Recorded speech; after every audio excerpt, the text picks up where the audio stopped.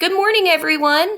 My name is Miss Mancini, and I am a fifth grade teacher at Bedminster Township School in Bedminster, New Jersey. I am also a board member for the New Jersey Literacy Association.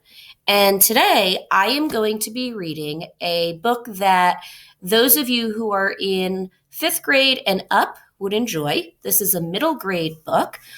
It's called Roll With It by Jamie Sumner. And my students absolutely love this book. So I thought I would share it with you today. And this is going to be called First Chapter Friday, which we'll do every Friday. And I will focus on middle grade books.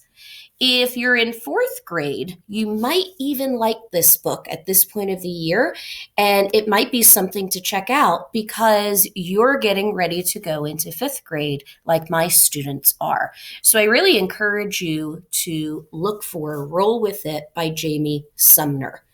I am reading this book with permission from the publisher, Simon & Schuster. So thank you, Simon & Schuster, for allowing us to read together today.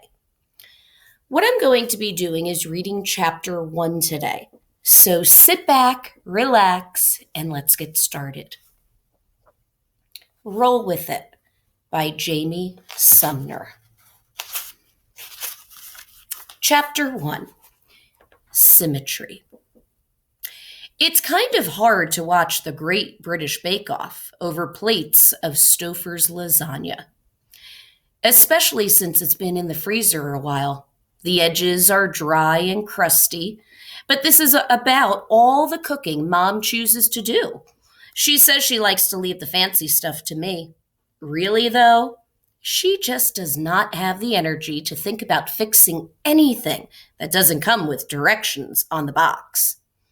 Our TV is so old and tiny that I have to lean in to see what Mary Berry is pursing her lips about. The bakers are making English muffins, and she's giving the stink eye to the redheaded guy who didn't let his dough rise enough. If I were on the show, Mary wouldn't have to tell me how long those muffins need to rise. Any fool with a Betty Crocker cookbook or Google knows to let it double. I pick at a shriveled string of cheese on my plate and imagine what I would say if I could send her a note across the ocean. Dear Ms. Berry, as an inspiring baker over here in Tennessee, I'd like to tell you how much I love every single one of your recipes, but especially your cappuccino coffee cake. I made it once for my mom, and she said both coffee and cake would never be the same. I think she meant that in a good way. Also, would you mind sharing your secret to a good scone? Because down here, all we've got is buttermilk biscuits. Mom's phone rings, and now I'm left wishing I had enough sugar to try another batch of scones. The only ones I ever made came out so hard you had to dunk them in milk just to take a bite. Mom hits pause right as Mary is about to call out the top 3 English muffins. I already know which one will win. It's all about symmetry. They have to look exactly the same. Mom sets her food on the coffee table. She's barely touched it, but she picks up her phone and walks into the hallway. She says hello like the conversation has already run an hour long. It has to be Mima. Boys and girls, do you know what Mima stands for? If not, it's kind of like a nickname for a grandmother. I know I have friends who refer to their grandmothers as Mimas. So if you hear that in this chapter, remember that it's talking about the main character's grandma. I saw off another bite of lasagna with my knife and review what I'm going to say if the phone rings again and it's about what went down at school today. But there's not a single scenario where I don't get grounded. Grown-up trumps kid like paper beats rock. Mom leans back in from the hallway and mouths, chew, chew, chew, like I'm 5 and still in feeding therapy. I roll my eyes and point at the phone. Talk to your mother. Depending on how Grandpa's been doing lately, this could either be a really quick conversation or a really long one. I take my chances and hit play. I'm right about the muffins. When Mom still hasn't come in by the credits, I push back from the table and roll into the hallway. She's sitting on the floor with her legs stuck out and the phone in her lap. How bad was it? He locked your grandmother out of the house and called 911 to report a burglary. Oh, whoa. Yes. Did the cops show up? No. He's done it enough times that she reprogrammed the emergency button on the house phone to go to her cell. That's smart. Not smart enough to remember to put out a new hide-a-key. She had to get the neighbor to break a window. I can picture it. Grandpa whispering into the yellow phone on the wall about voices and eyes looking in at him from the dark. Poor Mima. I wonder which window they had to bust. I lock the brakes on my chair and hold out a hand. Mom takes it and stands with a grunt. Nice. Ellie, you're 12. Just wait until you're my age. You'll make all kinds of noises you never thought you would make. She tries on a smile, but it slides off. I hate it when she does that, pretends everything's rosy because she thinks I can't handle it. But I don't say anything. Just grab her plate off the coffee table in the living room and roll on into the kitchen. I don't know the last time Mom ate a meal all the way through. I pop her lasagna into the microwave. If it's not Mima on the line, it's Lauren, my aide, calling to tattle on me, which, I checked the clock, might still happen tonight with my luck. I'm not a bad kid. Really, I'm not. It's just that anybody who sees a girl in a wheelchair thinks she's going to be all sunshine and cuddles. Sorry for having an opinion. Sorry for not thanking my lucky stars you get to follow me to the toilet 3 times a day. And sorry for not loving the fact that someone else has to carry my tray to the table at lunch. And then I have to wait at the back of the bus, coughing in the cloud of exhaust, while the wheelchair lift goes down as slow as Christmas. I'm sorry for needing a little space. But mostly, I'm sorry I let the whole being stuck in a wheelchair thing to get me today. I wish I could have brushed it off like usual. Then I wouldn't be in this mess. Mom wanders in from the hallway and slumps down at the kitchen table. The microwave beeps and I plop the lasagna in front of her. It slides down across the plate like a wet sock. Probably tastes like one too by now. She's rubbing her fingertips in a slow circle on the side of her head. I wish she would stop doing that. It makes me worry she's going to go bald. I push the plate forward with one finger until it's about to topple off into her lap. She picks up the fork. Choo, choo, choo, I say, and roll into the bedroom to finish my algebra.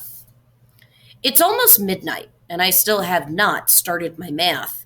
I forgot to close the blinds, and the streetlight outside is painting an orangey light across the walls. But I'm too tired to drag myself into my chair and deal with it. The chair's sitting at a right angle to the bed, where Mom always puts it in case I need to get up in the middle of the night. Right angles. See, I don't even need the math homework. My current skills are greater than or equal to whatever problem is set for tomorrow. The thing is, I could probably use some solid pluses and minuses to distract me right now. I can't stop thinking about what happened at lunch. It so wasn't a big deal until everybody made it a big deal. I mean, I get it. Lauren's whole entire job is to chaperone me from place to place. So when I pull a runner and disappear, it kind of makes her look like she's slacking on the job. But Emma Claire wasn't there today. She's basically the one friend I have at school. She also has CP, birds of a feather, and all of that. But she only has a limp and can still play soccer. I tell her she's got a touch of CP, and I've got the whole bucket full. We're not close, but at least we sit together. And when she's gone, it's just me in my cone of silence in the middle of the cafeteria. So there I was, sitting at the end of the row of tables and away from everybody else like a doorstop. And it was loud, and not the kind of loud you can tune out. And it was chilly day. The whole place smelled like meat chunks. Barf! So I packed up the sandwich I had made with the cranberry relish and goat cheese, which Mom says isn't a sandwich because it doesn't have meat, and left. I just put it all on my lap and rolled on out and down the back hallway that leads to the exit doors by the gym. I sat in a little ray of sunlight that snuck past the dumpsters outside and finished my lunch. And then the bell rang, and I just needed another minute, was all. Except when Lauren found me, I might have been dozing in the sunspot, and it might have been after too much travel time had passed for me to blame it on the chair. But I wasn't trying to skip class, really. The thing is, kids skip all the time. And yeah, they get in trouble, but nobody freaks out about it like they do with me because I'm a health risk. And okay, yes, it was maybe a teensy bit antisocial to go eat in a corner by the dumpsters, but sometimes it's all just too much. I get tired of bearing witness to everybody else's normal. I never got sent to timeout when I was little. I think the teachers couldn't bring themselves to lock me and my wheels in the corner. But I wish I could now. I wish I could just declare a giant timeout from school and people and take a long nap in the sun. I think about the Great British Bake Off again and how happy the winner looked, holding up his English muffins like a doof next to tiny Mary Berry. I bet no one bothers Mary when she wants to eat alone. I bet she dines like a queen. One day, I will write her a real letter and ask her to tea. I could handle company if it were Mary. We would sit in easy silence and let the food speak for us. That's where we're going to stop in chapter 1 of Roll With It, Boys and Girls. If you noticed, at one point there were some clues that our main character is a little bit different from everyone else. She has CP, which is something called cerebral palsy, and it affects her ability to walk and stand upright. So she is using a wheelchair, as you see on the front cover. And throughout this particular book, you'll find out more about how she copes with it. But also, the book is about normal, everyday things that kids her age have to deal with. So I really encourage you to check out the book from the library or get it for yourself. It's just a wonderful book to have a copy of. For teachers, I love using this book as either a read aloud or for book clubs, so consider it for your classroom. Again, thanks to Simon & Schuster for giving me permission to read this to you today. For other videos, check out our New Jersey Literacy Association YouTube page or go on to Twitter. We're at NJ Literacy. Our website is njliteracy.com. I hope you enjoyed reading with me today, boys and girls, and I'll be back next week for another First Chapter Friday. Have a great day, stay well, and be safe.